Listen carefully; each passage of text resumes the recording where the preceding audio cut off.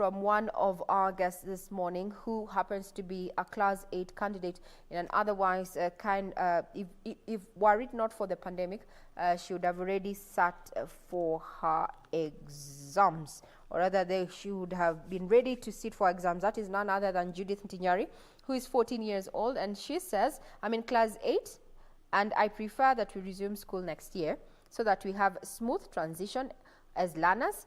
If we rush to do the exams, we might not perform well. Remember, the government, Kenya, we already have now two different systems of learning. We have the 844 system that is kindly just waiting off. She falls into that particular bracket, while the CBC is already in place. She says she's comfortable with next year. What is your take?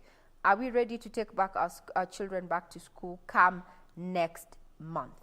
As a parent, as a guardian, would you be considering that? And if you're not open to such, then what is the reason behind your reluctance? Now, just to share some of the guidelines that have been so far been made public, is that on the issue of libraries and labs, learners will be expected to, at any given time, always be in observance of social distancing of at least 1 meter. Offices and staff rooms should not be congested, and staff must also maintain social distancing.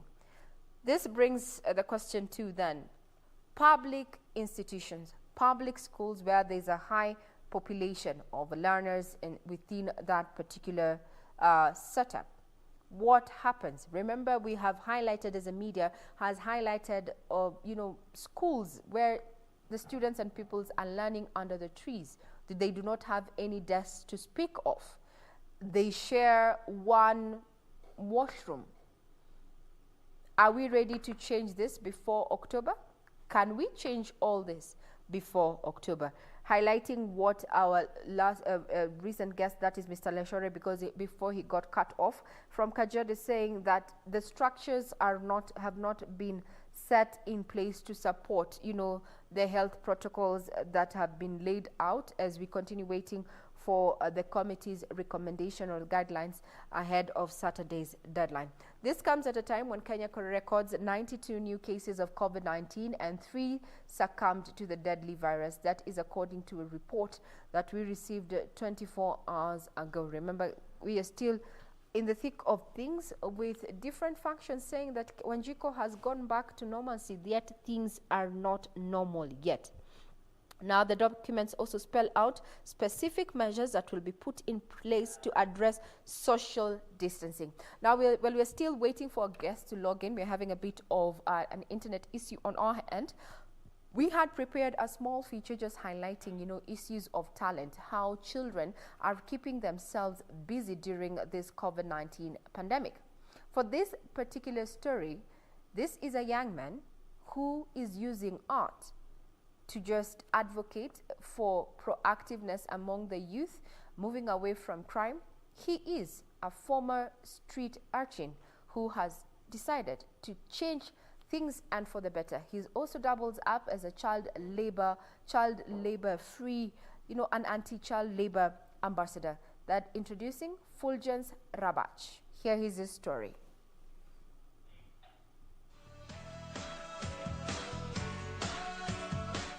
It's through those small things that build up someone. It takes a small seed to bring a tree.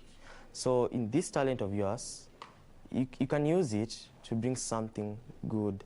And remember, the tree with fruits is the one that is being beaten. Fuljence Rabach opted for art to get himself off the streets.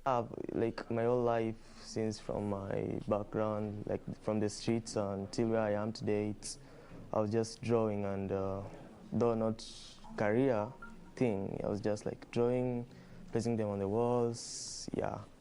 So this is the thing I've been doing like since childhood. Years later, he dares to dream of being a renowned visual artist. So like from Kisumu School, I want to do fine arts and teaching, so that I can teach others art. Yeah, so like I want to pursue this career. Using the grider method, he has made a few remarkable pieces. Drawing, as you can see, it depends on the type of drawing you're doing. But for me, I use the grids method, whereby you do the boxes thing. The grids help you to make it clearer and focus on the dimensions so that the eyes won't be bigger than the nose and like everything is equal.